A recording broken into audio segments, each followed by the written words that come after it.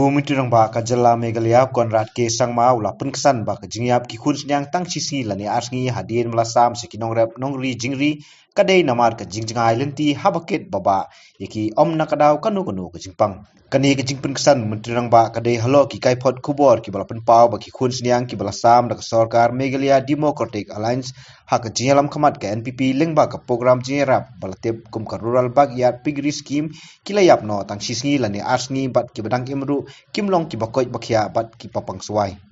No, absolutely not. If it was, then it would have become a very, very big issue.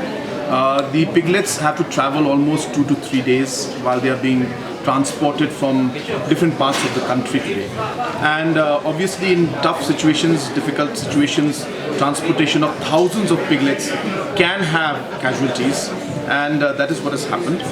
And those piglets that have died purely because of the transportation issues, which are unavoidable in one way, because one cannot really give that kind of a personal attention to all of them.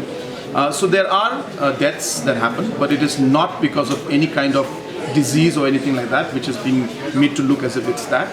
It's purely because of the challenges during the transportation. And wherever we have got reports and we have proper proof that the piglets have died, we have assured the beneficiaries that we will be replacing them also. So absolutely not, there is no concern of any kind of disease among the piglets that have been destroyed.